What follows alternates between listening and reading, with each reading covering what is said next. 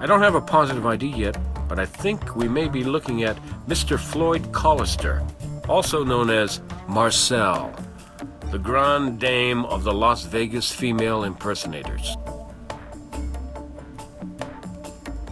You a fan? Mrs. Doubtfire is more my taste. The smell of booze is pretty strong. Well, I imagine Floyd's probably in his mid to late 70s, so if he tied one on last night, accidents will happen, along with maybe a stroke or a heart attack. Yeah, you're right. I mean, you might really be right about tying one on. See his wrists? Looks like ligature marks. Someone wanted to make sure their drinking buddy didn't leave too soon. Didn't leave until he was dead. She, you mean, until she was dead. I'm just saying.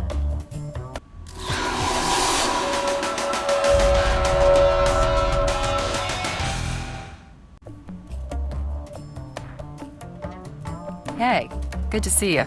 I can always depend on the kindness and assistance of my fellow CSIs. I just got started. You're welcome to jump in on the scene with me, or you can talk to our one and only witness over there.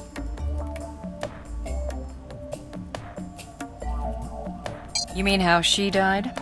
Well, at first blush, it's tough to say. Could be natural causes, but the special circs are those ligature marks on the wrists and ankles. We'll know more once we get her over to Doc Robbins. Doesn't look like it. There's cash in the register, and nothing really stands out as being out of place or missing. It's been around a pretty long time. I remember I almost had my bachelorette party here. Not that my bachelorette party was that long ago, but anyway. After you. Hello, sir. We're with the Las Vegas Crime Lab. Can we get your name? Sure. Name's Gary Beaumont. I've been pretty much a regular here for, 30 years, give or take, right?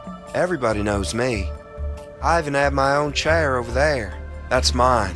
Nobody else gets to sit there but my butt. I found her, yes. I showed up about 9 o'clock for Bloody Mary Sundays. That's what Marcel calls it.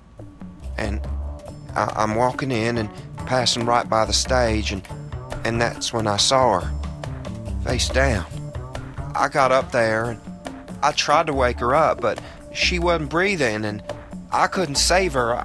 I don't have any kind of training. I used to know CPR, but, you know, I just called 911. That's all I thought I could really do. Besides Mr. Collister, that is. Mr. Collister? I'm sorry, don't you mean Marcel? Yes, sorry. It's a bit confusing. Marcel. I didn't mean to jump on you. It's just that Marcel was truly a lady. The most kind, gracious, generous, loving, feminine spirit I've ever known. As for Floyd Collister, that person's dead to me. Well, she did own a bar. I mean, I suppose you don't have to drink to own a bar, but Marcel did. Drink and own a bar. Both. She also smoked like a chimney. Well, if a chimney smoked a pack and a half of Nat Sherman's a day anyway. Misapprehension scolded her about it all the time. I'm sorry. I wasn't quite clear whether Marcel was having some misapprehension about her health or there's actually a person named Misapprehension? Oh no, she's not a person. She's a diva. The divine Miss A. She's been performing at the club for as long as I've been here. But you probably never heard of her, 'cause Marcel only let one star shine here. Hers. Do you know Misapprehension's real name?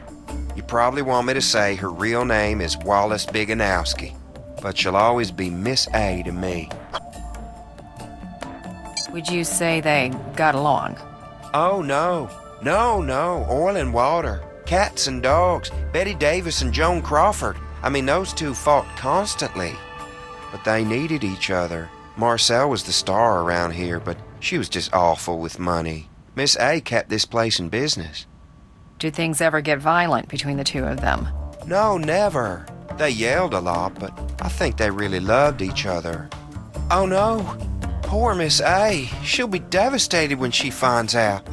I should probably try to find her in case she needs a shoulder to cry on. Let me think. No, that's really all that stands out to me. If I remember something, can I call you? Do you have a card? You don't think they'll close the club down, do you?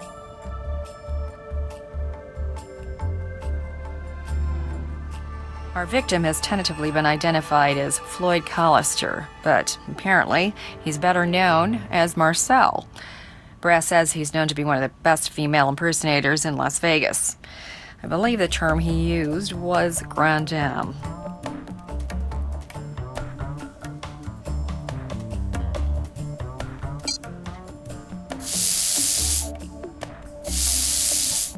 No prints there.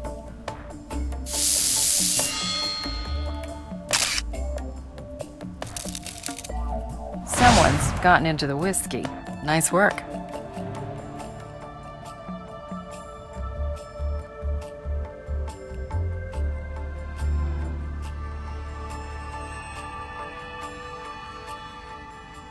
Enough booze for any occasion.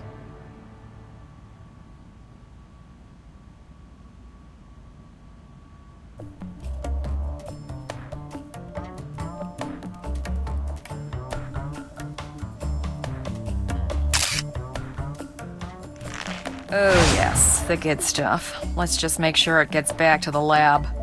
In the bottle.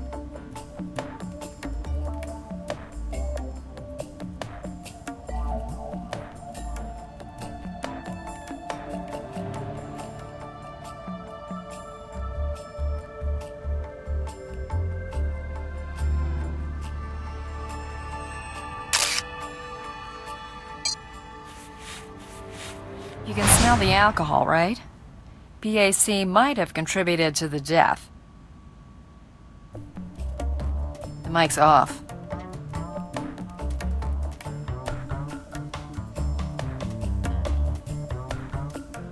I'm tempted, but no.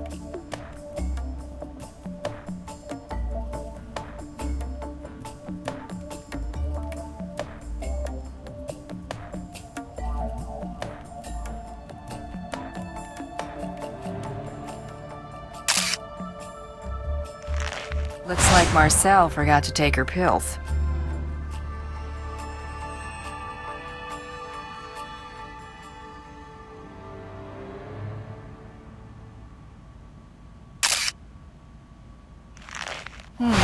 Looks like this Wallace Beaconowski is angling for partial ownership in this club.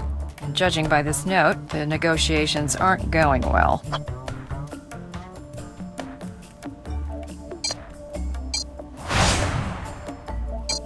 I'll have Doc Robbins send someone down and pick up the body. Whoa, so that's what Marcel looks like in the morning before she puts on her face. She's been a fixture in this town for as long as I can remember, but I don't think anyone's seen her like this, at least not in public. We pulled her, well, Floyd Collister's DMV records. He was born in 1938, which means Marcel is 71 years old, but she looks much younger, don't you think? Well, what time taketh away, cosmetic surgery giveth back. To some degree, anyway. I'll check her medical records for the precise number of procedures. Okay. You know, I hate to be a stickler for detail about this, but we haven't really positively identified this victim. We didn't recover any form of identification on the body or at the scene. So before we go any further, let's just make sure this is Marcel or Floyd Collister or whoever or whatever. All right?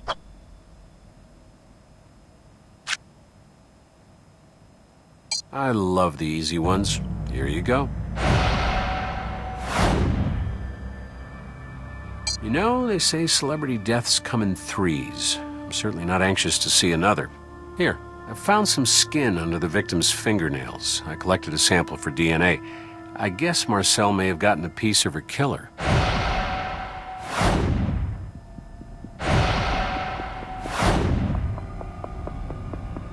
What can you tell us about those contusions around his wrists and ankles? Well, they're definitely consistent with ligature marks. The development of the bruising suggests the victim was restrained ante-mortem. I also noticed a larger contusion on the back of her head, also ante-mortem. She might have been struck from behind. She died of respiratory depression due to alcohol poisoning. It's as though she were tied down, and then the alcohol strangled her. Terrible. But it's possible that all this could have been just a horrible accident, right? Actually, I don't think it's possible. Respiratory or heart failure usually occurs when one's blood alcohol level is somewhere around 0.4%. Now, most people in relatively good health tend to pass out around 0.3. Marcel's BAC was 0.5%. I don't believe there's any way someone at her age, even as healthy as she seemed to be, could have consumed that much alcohol on her own. Force-fed alcohol. It's like some fraternity prank gone bad. Yeah, but it actually reminds me of a serial killer case my boss, when I first started here, used to talk about a lot. What did they call the guy? The Barber Street Boozer. The Barber Street Boozer. Yeah, wasn't it in the mid-70s? I think 1975. I was a little girl, but I kind of remember people talking about him. Well, I'm sure it seemed particularly deviant at the time. What was it? 4 Johns trolling for transvestite prostitutes. They wind up dead, all of them force-fed alcohol. You know, if I'm not mistaken, all 4 of those murders occurred in the same neighborhood as Marcel's Cabaret, and the Barber Street Boozer... Never got caught. You could have a cold case on your hands. I'll put in the request for the cold case files on the Barber Street Boozer. It'll be worth it just to see if there are any other similarities between this case and those unsolved. That's what I live for.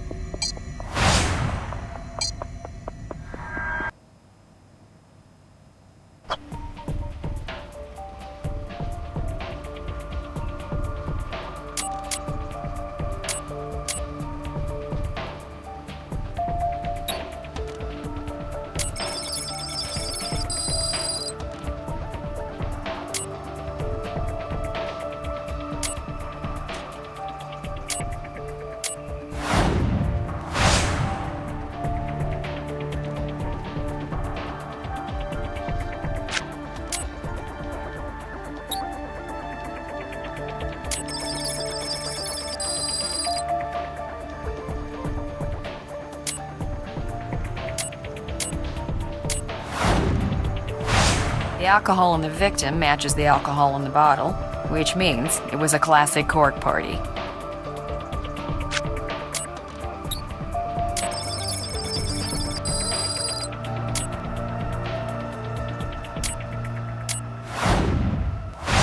The pills we recovered at the scene were prescribed to Floyd Collister. They're hydramazine. It's a heart medication. So, if we run an extended tox panel and find him in Marcel's system, that'd be positive ID.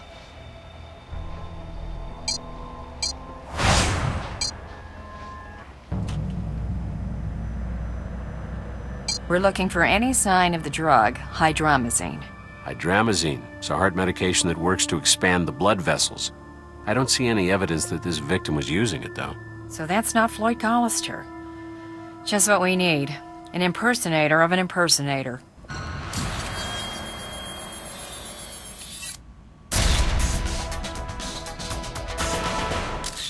Oh, good. You're still here.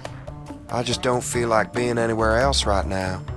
This place always felt like home. But now that Marcel's dead, I just don't know. We're hoping you can help us with a case of mistaken identity. Oh, what do you mean? Would you mind coming down to the coroner's office with us? Sure, I can do that. But you mean it might not be Marcel? I don't understand. But sure, no problem. Whatever you need, I'll come with you right now.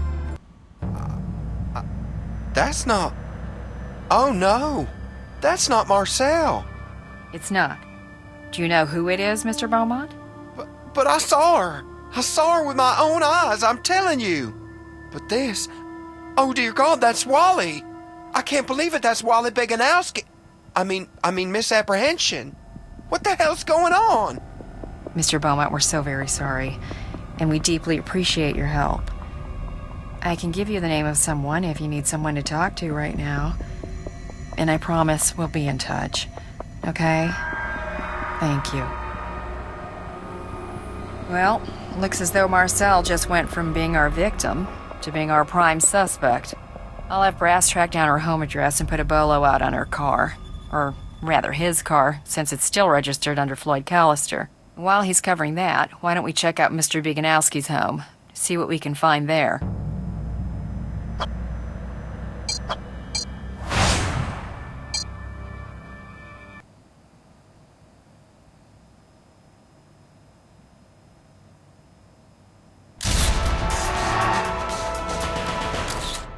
Love what you've done with the place.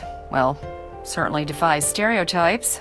Yeah, I can see why you called me for backup. Tough neighborhood.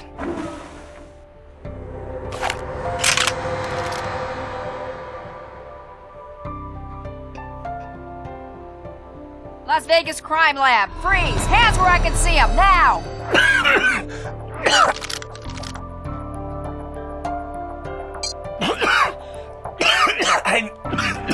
I'm Floyd Callister. Don't shoot, please. Mr. Callister, we're here investigating the murder of Wallace Biganowski. Can you tell us where you were last night? I can't talk right now. I forgot them back there. I'm supposed to take them every day. Riley, could you take Mr. Callister to get his medication? We'll stay and process the scene. I'm on it.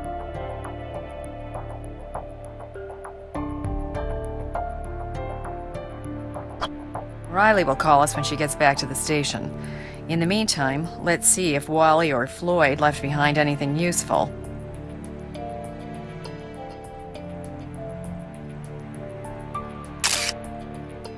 That's the cigarette Callister was smoking. Could come in handy if we need his DNA. Ah, someone who knows how to use one. Time for laundry.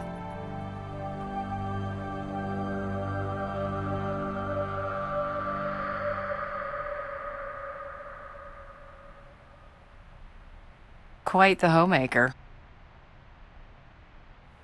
Somebody never finish unpacking? It's password protected. We shouldn't use it without a reason anyway. It's password protected. We shouldn't use it without a reason anyway.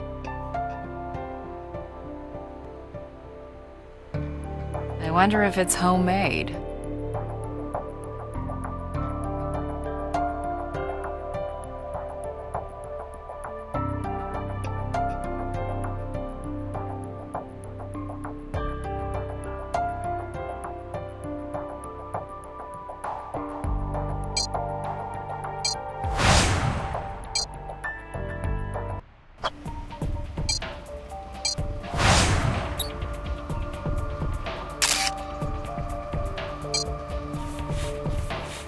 That's Floyd Callister's DNA.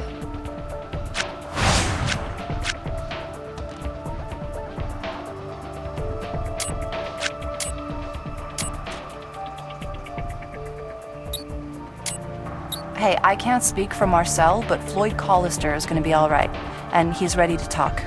Come over to PD when you've wrapped up the scene.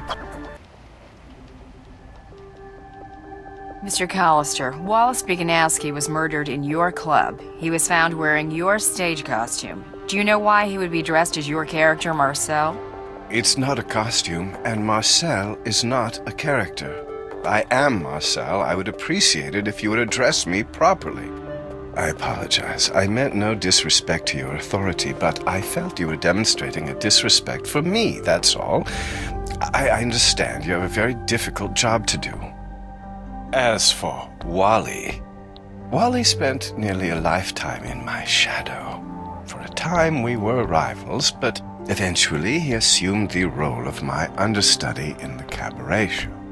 He was quite good at becoming me, the voice, the manner, and as you are obviously aware, my health is deteriorating, and I wanted, if something untimely should happen to me, I wanted him to take over, to carry on as Marcel.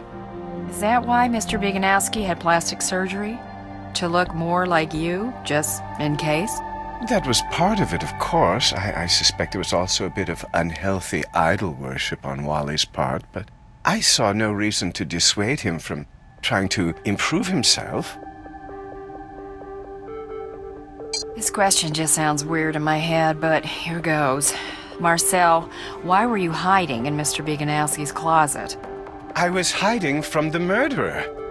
Now, when you two showed up, I suppose the closet may have been a Freudian slip. Look, I'm not trying to be cute here. I had gone back to the club after we'd closed to get my heart medication, which I'd forgotten. When I walked in, I saw Wally lying there up on the stage. I wasn't sure what was going on, but I got scared, really scared. Certainly wasn't my finest hour, I will admit that. But if someone was trying to kill Marcel, then I needed to hide somewhere I wouldn't be found. I saw Wally lying there, yes. I saw those dreadful bruises on his wrists and on his ankles. I saw the bottle of booze, and I knew. I know Wally doesn't drink. Well, not like that. The very fact of the matter is, over the years, I've received death threats. A considerable number of them, so many that I stopped taking them seriously. I figured I can't stop being who I really am, and better to die in heels anyway. But you know, maybe I should have taken those threats more seriously. I should have at least talked to Wally about them. That's what I should have done. Why didn't you call the police? Oh, honey, who gives a damn about an old No.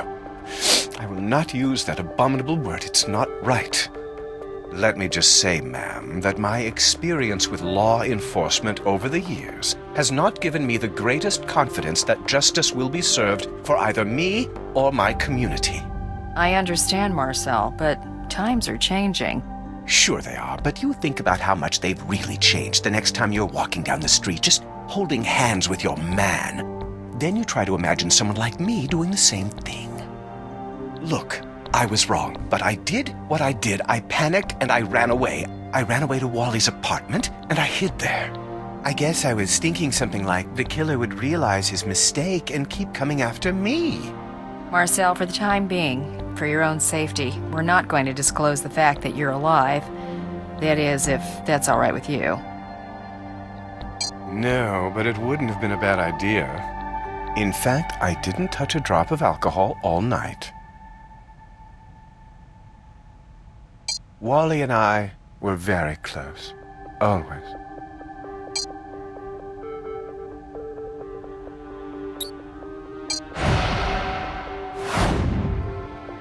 Seems like there was tension between the two of you after all.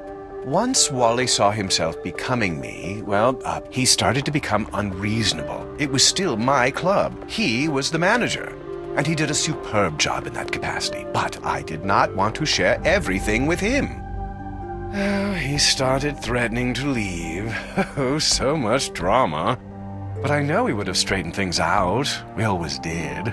For better or worse, in sickness and in health, until death do us part. For all our ups and downs, Wally and I never stopped being friends. I've been staying at his place for the last couple of months. I was there last night, waiting for him to come home. I don't think so, but no, wait. I was using his computer. I was chatting with a few old friends. Don't they call it IMing? Anyway, I can give you Wally's password. I'm sure if you take a look at the computer, you will be able to verify what I'm saying. All right, Marcel. We'll do that.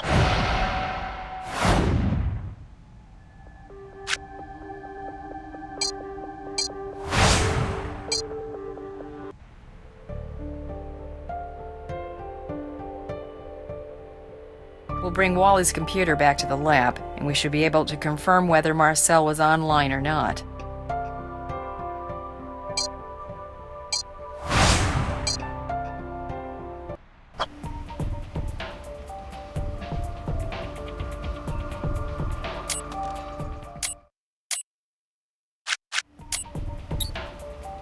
Well, if the clock on the wall is right, then Marcel was at Wally's apartment at the time of the murder.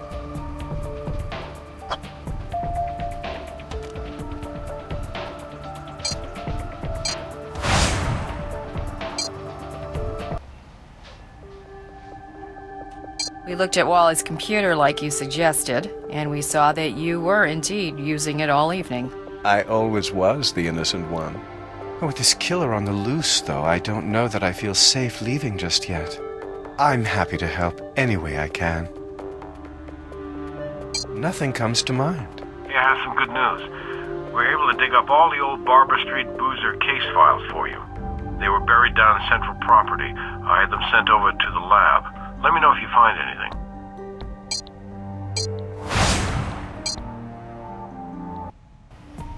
What's up, Ray?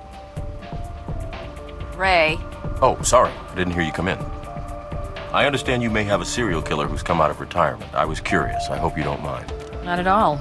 We could use your expertise, actually. Right now, we're just fishing. There's no evidence linking the previous Barber Street Boozer murders to the murder of Floyd Callister. You mean Wallace Biganowski, don't you? Actually, we're trying to keep that information on the need to know for the time being. Okay, well, in looking through the old case files, we have 4 male victims, each one from a different race and socioeconomic background. Each was married. Now, the common thread that ties these men together is the desire to explore their homosexual tendencies through the apparent safety of a male presenting himself as a female.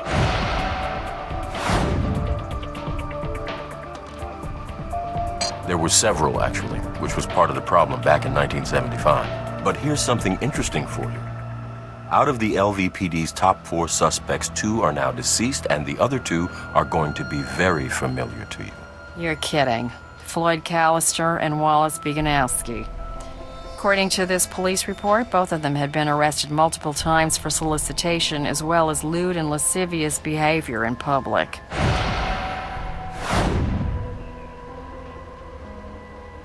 Yes, there is. We have 10 cards for both Floyd Callister and Wallace Biganowski, and we have a bottle of unidentified alcohol. If we were able to match brands of alcohol from yesterday and today, it might mean we're dealing with the same serial killer. Or a copycat. I should get back. Riley thinks I'm picking up lunch. Give me a call if you need me.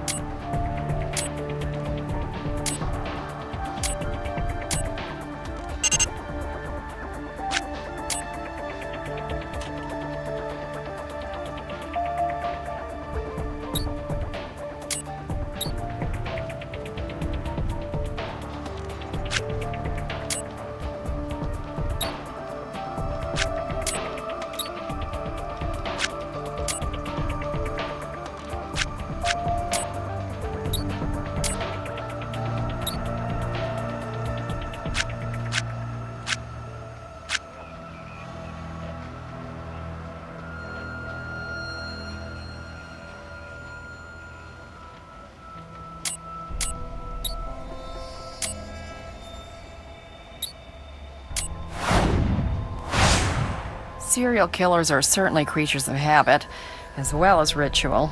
The liquor used to poison the 4 men in 1975 was classic cork whiskey, which is the same brand that was used to kill Wallace Biganowski last night. I'm going to ask Brass to help us get in touch with the detectives who worked the original Barber Street Boozer murders. Maybe they can help us better contextualize some of this evidence. What do you need? Do you think there's any way we can talk to the detectives who originally worked the Barber Street murder cases? Detectives Glenn Krautman and Maurice Briggs. Glenn died of prostate cancer 6 years ago, and Maurice just retired. I hear you had some input on her final case. She lives out in Boulder City. I'll get her number and have her come down. Hopefully, she might have held on to some of her original case notes. Thank you so much for taking the time to come out here. It's the least I can do. I thought you might try to get in touch with me. I saw the news. Floyd Callister, murdered in his own club. The news didn't give many details, but you think it might be the boozer, don't you? Or a copycat. The MO is similar. Male victim forced to ingest a toxic level of distilled alcohol. Murder took place in the same neighborhood as well. The MO, as I said, is similar, but it's not exactly the same. His victim isn't married, nor was he someone who could be described as a closeted homosexual. The one that got away. The most frustrating case I ever worked, and my biggest regret, for so many reasons. Glenn and I worked as hard as we could to close this case. But I have to tell you the truth. The department, at that time, did not consider the boozer the highest priority. That's right. It's shameful. But there it is. I can only imagine what we might have been able to do if some people's hearts and minds had been different back then. Fortunately, for whatever reason, the boozer decided to stop on his own. Glenn and I both believed the killer was most likely someone merely posing as a transvestite prostitute in order to lure his victims. But witness testimony kept pushing us toward a couple of actual prostitutes, one of whom was Mr. Collister, and the other was a young man named Wally Bieganowski. And I believe later on, those two gentlemen opened up a rather popular nightclub together. We've gone over the suspect file, but we're wondering if there's someone else we might be overlooking. There was this one guy. I'd have to go through my notes here to recall his name exactly. I thought he was particularly interesting, but I'll admit it might have been feminine intuition or something ridiculous like that, because Glenn didn't agree with me, so I kept it out of our official reports. What was intuition telling you about this guy?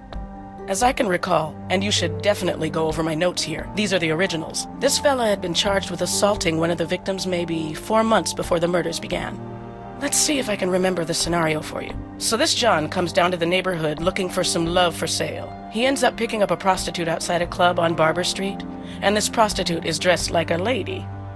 But before they could get down to doing their business, my suspect, whom I remember thought of himself as a kind of knight in shining armor, swoops down and beats this John up pretty good, defending the honor of this lady. Suspect Gary Beaumont, arrested October 12th, 1975, assault. Victim Lon Muskie. Muskie was in the act of soliciting another male for the purpose of prostitution. Muskie released from police custody, not charged. Let me get this straight. Gary attacks this guy Muskie, and a few weeks later, Muskie becomes one of the Barber Street boozer victims? And then, 35 years later, who should discover our latest victim but Gary Beaumont?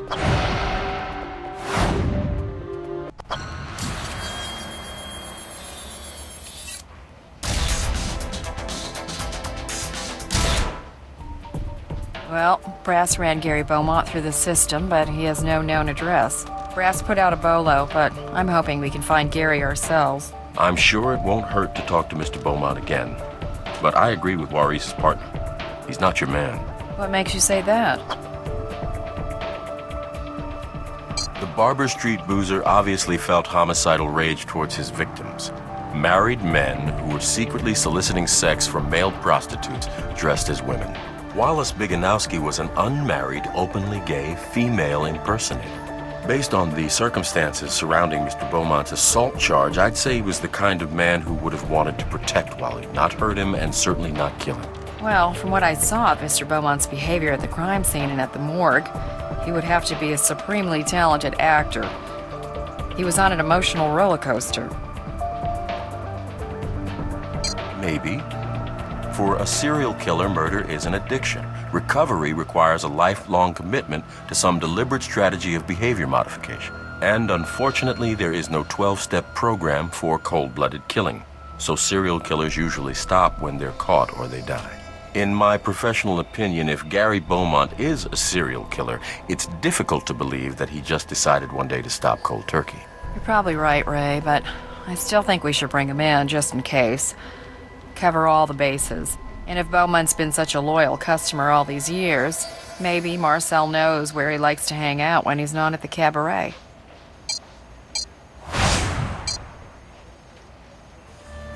Yeah? Not gonna be a problem. She seems to be in no hurry to go anywhere. Gary? You think Gary had something to do with this?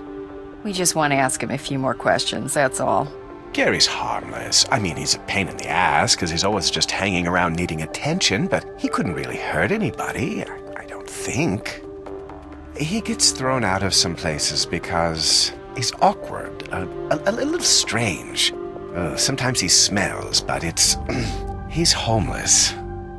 I wanted to help him, but I never really had the time, you know? I mean, I didn't bother him when I found him pretty much living in the alley behind the club. Marcel, were you aware that back in 1975, Floyd Collister was on a list of suspects in the Barber Street murders? Yes, Floyd used to get into a lot of trouble with the police. He was a hooker and he took drugs. But like I said, that's not the real reason why the police thought he was a deviant. Anyway, that's all water under the bridge now, isn't that right? He cooperated fully, as I recall, answered all the questions. They let him go, and after that, I decided that Floyd should move on, and he did. If I told you that out of the 4 male prostitutes that were identified as possible suspects back then, you're the only one left alive, what would you say to that? Ma'am, you're wrong. They're all dead. I'm sorry, but I really have nothing more to say to you.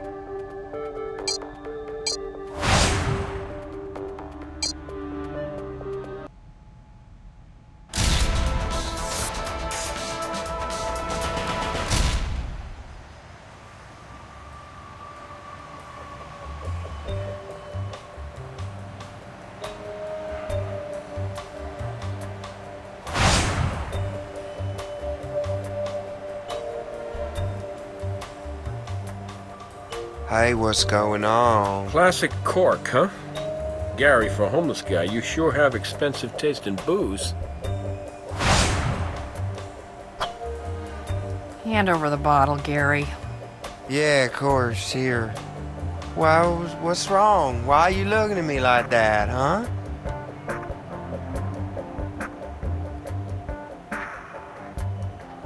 Not exactly a 4-star hotel. It's a love letter to Wally. From Gary. It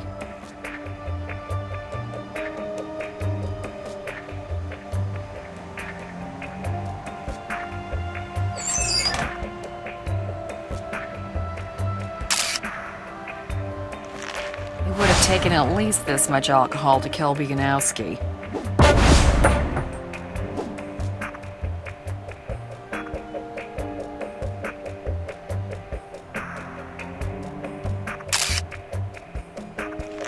What do you think?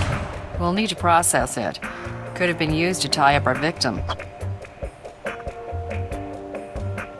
Nothing but weeds.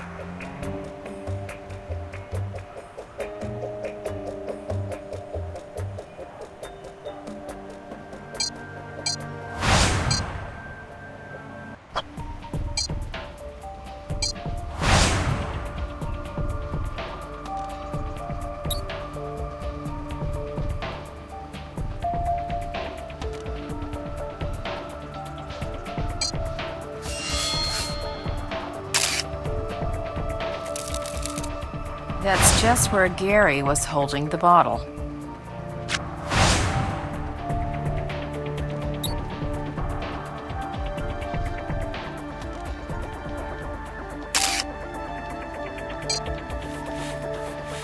Tell you what, I'll buy you dinner if that DNA doesn't come back a match to our victim.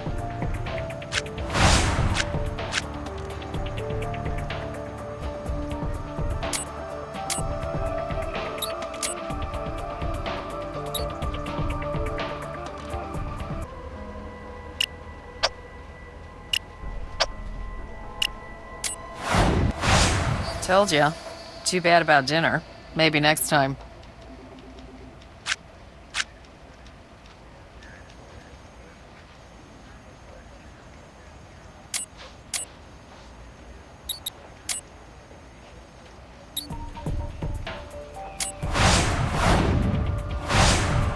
Gary practically lives at the club and he found Biganowski's body, but I have no idea why his prints would be on a case of booze nowhere near the crime scene.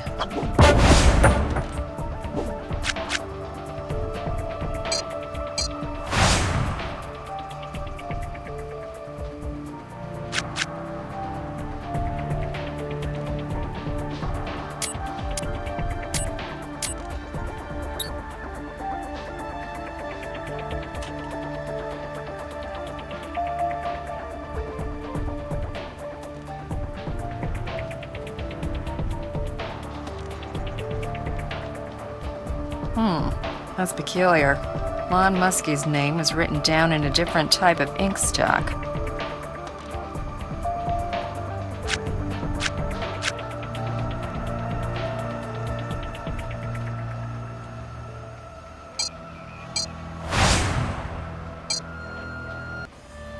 Hey, I'm gonna need to see some evidence before I go to a judge.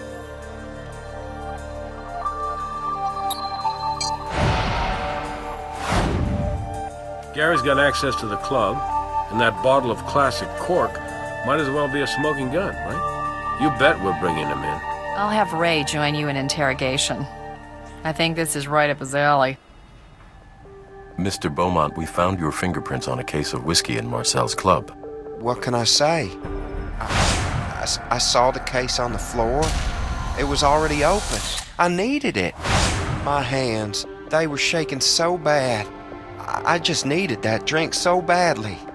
But Gary, that was the same whiskey used to poison Mr. Biganowski. What? I just needed a drink. I didn't use it to kill Wally. Makes us think you're keeping other things from us. No, it's not like I always sleep there. I try to stay at the shelter, but sometimes it's full, so I have to stay where I don't bother anybody. Open your mouth, please. Yes, of course.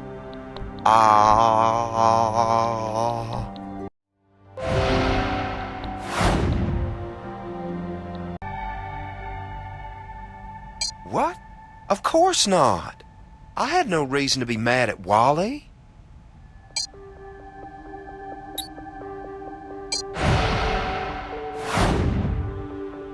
We found your letter to Wally. You had some real feelings for him. Too bad. He just wasn't that into you, huh? Gosh, I know how that can hurt, right? Makes you wish you could sit him down and just talk. Maybe tie him down so he doesn't go anywhere while you're sharing all those real feelings. Maybe try to change his mind a little with a drink or two or three. Or hell, maybe the whole damn bottle, huh? Isn't that pretty much how it went down, Gary? No, it wasn't like that at all. I loved Miss A. I loved her so much. Let's all just calm down for a second. Why didn't you give Miss A the letter? I just wanted to write down my feelings. For once in my life, I wanted to be honest with myself. She knew how I felt about her. I told her. I said, I love you. And she looked at me, kind of puzzled, and said, it must be so nice to be able to say those words and mean them. And then she walked away from me. I wasn't even sure what she meant, but I had my answer. We would always just be friends. And I could live with that. That's a lovely story, Gary, but will a jury believe it? If you're innocent, you better start answering our questions. All of them. Okay, I'll tell you whatever you want. Why would I have an apron? Doesn't make sense. I'd never even seen that apron before. 4 months later, Muskie's found dead in his car off Barber Street. Lon Muskie, is that his name? I never asked. Sure, I beat him up, but he deserved it. He would take my friends out on dates, and they would come back bruised, sometimes bleeding. I wanted to teach him how to treat a lady in a language he would understand, but I didn't try to kill him. He should have gone to jail, but that detective, she let him go. But what can you expect, huh? You guys look out for each other, and I can't blame you. What do you mean, we look out for each other? Do you mean we cops look out for each other? Muskie wasn't a cop. No, you guys, black people. I'm sorry, I mean African Americans. Oh, now I've gone and put my foot in my mouth. Well, that's what happened, okay? That black lady detective showed up and let him go. I don't remember exactly what she looked like. I remember that her badge surprised me. I'd never seen a black woman detective before. Wait a second, you're saying Detective Warris Briggs knew this guy and just let him go because she was black and he was black? Is that the load of bull you're trying to sell us about one of the most distinguished officers this department has ever known? Please, I'm only telling you what I remember. I'm not making anything up, I swear. Maybe it wasn't just, a black thing. Come to think of it, the way they argued, maybe they knew each other. She did say she was giving him a ride home. I think. It was a really long time ago. Setting aside Mr. Beaumont's racial insensitivities, I think we need to take a better look at Detective Briggs' involvement in all of this. You want to know what I think? I think this guy's a lying sack. This is a photograph of Lon Muskie from the Barber Street murders case file. Is this the man you assaulted? No, that's not the guy. I'm sure I'd remember him, and that's not him. That's strange. But take a look at this photograph then. This is another Barber Street boozer victim. His name is Matthew Dawes. Is this the man? That's him. That's the guy that hurt my friends. Matthew Dawes. If what you say is true, why would Juarez write a different name in her notes?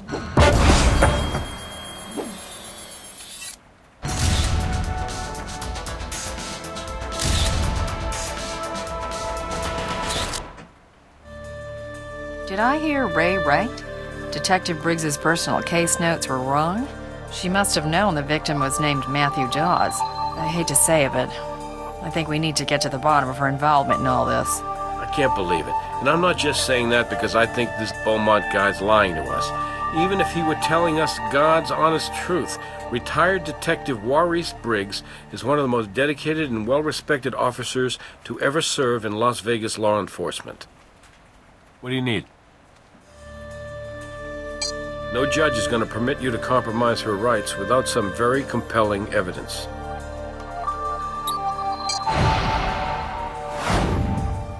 The name of the victim was written in different ink. These notes were altered after the fact to remove all trace of Matthew Dawes' name. I can't believe she deliberately tried to mislead us, but the evidence speaks for itself. Okay, I'll go with you to serve the warrant. Why don't you take Nick along, too? Another pair of eyes won't hurt.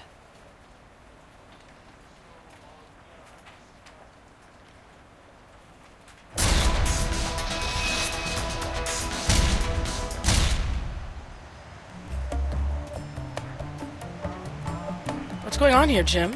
We need to talk, Juarez. You gotta tell me what's going on. You changed your case notes. You omitted the fact that you knew Matthew Dawes. Why did you do that, Juarez? There's no way I can help you unless you tell me the whole truth. Jim, you've got a lot of nerve coming in here like this. Like I'm some sort of common criminal. I gave my life serving this city. I demand some damn respect. It's a shrine. I've known some cops who could never let go of some cases, but not like this.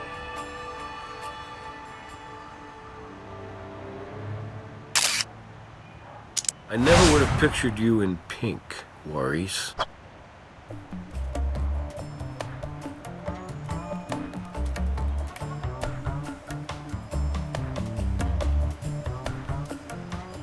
Maurice knew this Dawes guy all right.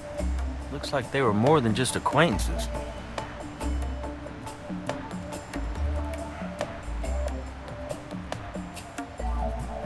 Whoa, is this the right RV?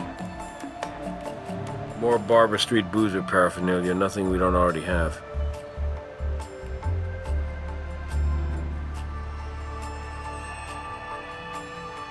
All the convenience of a real one.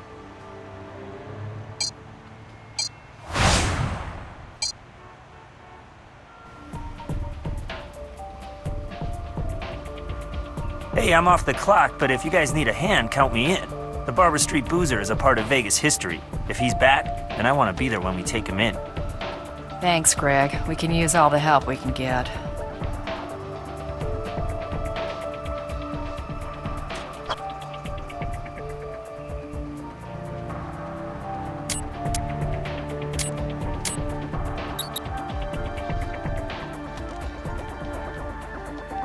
Nothing interesting there. Maybe we'll have better luck with a different magnification.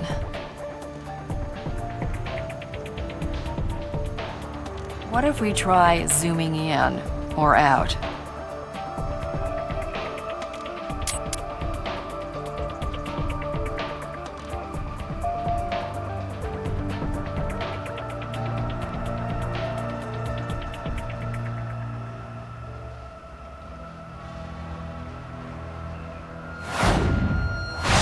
Yep, The fiber we found in Detective Briggs' trailer matches the apron found in the dumpster. Now, what was she doing at that club?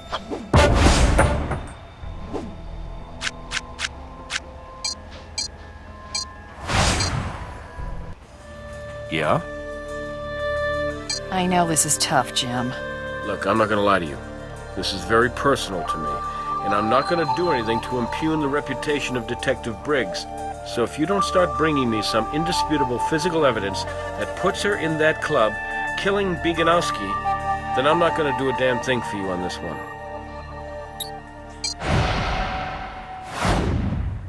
Are you sure this is right? Okay.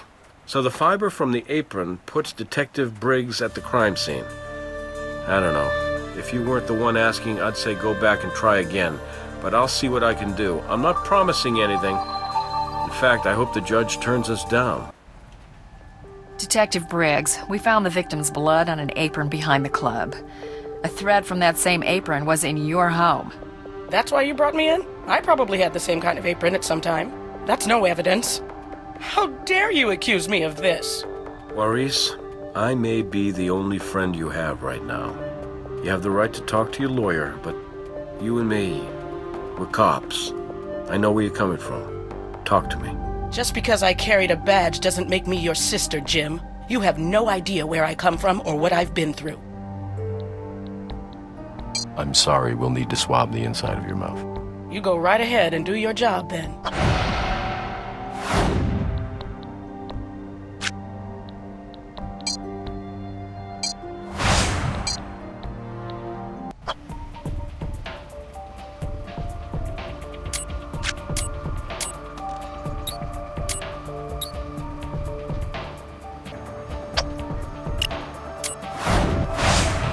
DNA under Bieganowski's fingernails matches Detective Briggs.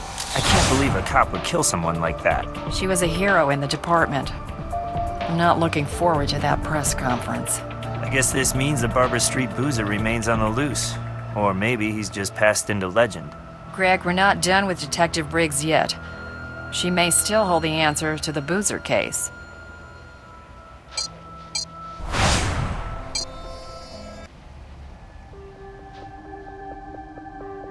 Matthew Dawes? No. Who's that? He was a victim of the Barber Street boozer.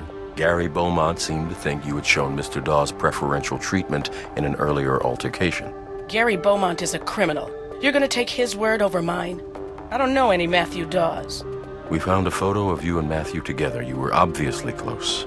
If you already knew that, why'd you ask the question? I told you. I heard about this on the news, same as everyone. I never saw the victim before.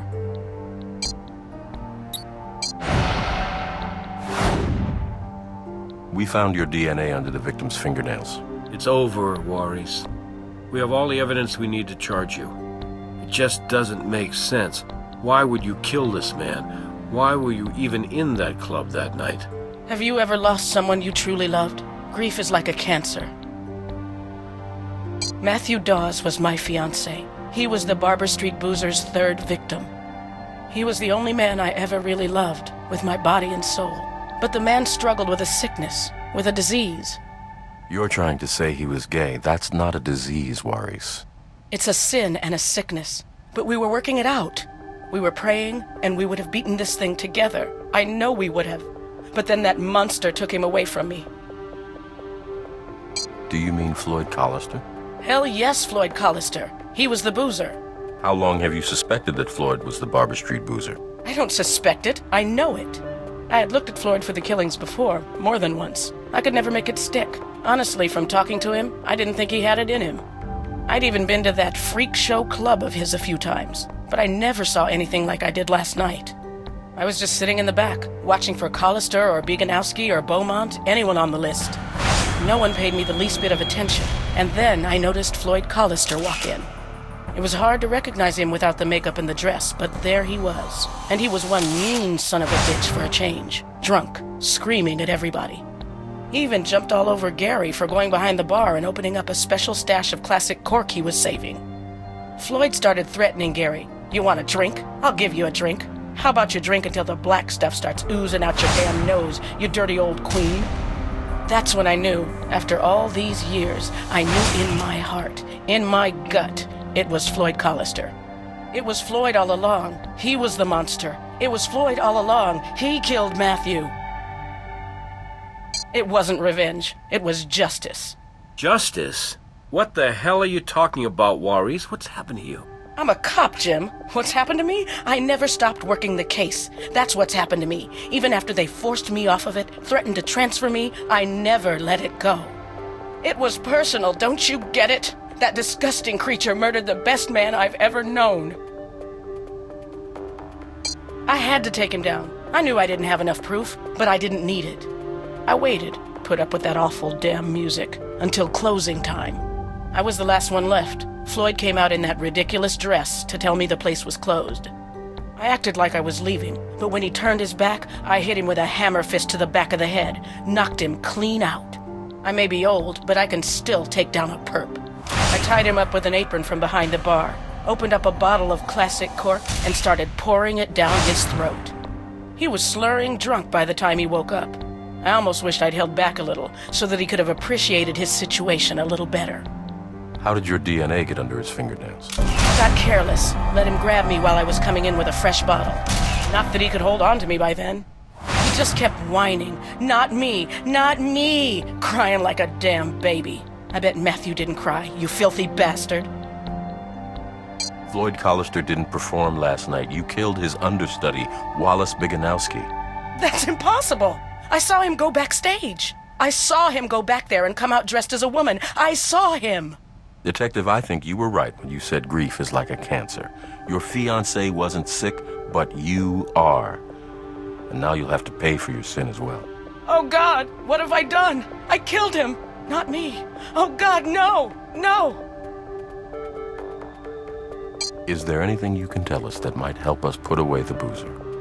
I don't know, I can't. The hairs. Did you ever get any of Collister's DNA? Did you try running it against the hairs from the crime scene? I tried, maybe 15 years ago, but there just wasn't enough there for a sample. But your lab already found one impossible sample from that skin flake. I went through the cold case evidence very thoroughly. There was no hair. There's got to be. I checked it into Central Property myself. I'll go to Central Property, but in the meantime, Warries Briggs, you're under arrest for the murder of Wallace Biganowski.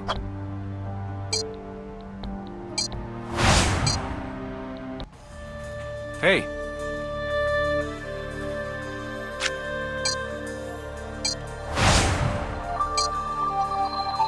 Warries was right about that hair. It was in a separate folder, but otherwise exactly where it was supposed to be. They just missed it when they sent over the rest of the Barber Street Boozer file.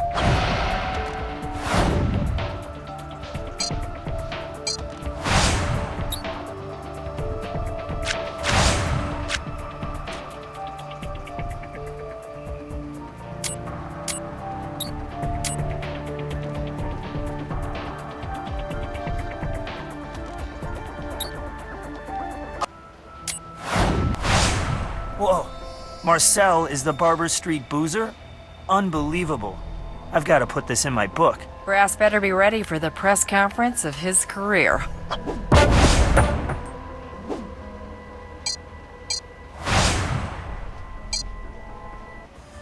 What do you need?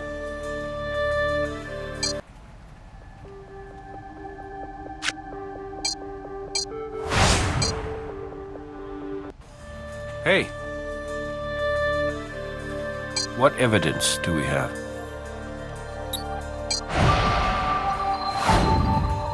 It's the last call for Floyd Collister. I'll pick him up. Haven't I made it abundantly clear that Floyd Collister is but a distant memory? He might as well be dead and buried. Don't you think it's unhealthy to obsess about the past? There's nothing we can do to change it. It is what it is. You know the problem with the past is it's never passed. We have your DNA, Marcel. We know you murdered those boys. I did, didn't I? No matter how hard I try, I will never escape him. He's always a part of me. Even though, truly, Captain Brass, I am not Floyd Collister. Not anymore, anyway. Marcel wishes with all her heart that she could change what happened, but you cannot choose your destiny. Life's a bitch. I shall confess to all the unfortunate and dreadful details, Captain. But I shall refuse to my dying breath to say I killed Wally because I absolutely did not. I may have broken his heart, but I would have never extinguished his soul. I only left out a few minor details. Like removing the apron and chair? I don't know. They seem to obviously bring the boozer to mind, and I didn't want anyone to make the association. You can't run from your past. I never thought of it as running. I chose to think of it as metamorphosis. Perhaps even redemption. I was reborn as Marcel. All that rage and fear was gone. I was free. And for 35 years, I was bathed in love. Oh, what a glorious ride. Floyd Collister. You're under arrest for the murder of Matthew Dawes, Lon Muskie, Gus D'Souza. Congratulations on a job very well done. Not only did we solve a celebrity case, we closed a cold case as well. Eckley couldn't be more pleased. I realize you've only been with us for a short time, but you're a true professional. It's funny, I was just thinking the other day how you remind me of a criminalist who used to work with us, Warwick Brown. You have his fire. Don't ever lose that. Anyway, you're a great asset to the team. I hope you're with us for a long time. Now go home and get some rest.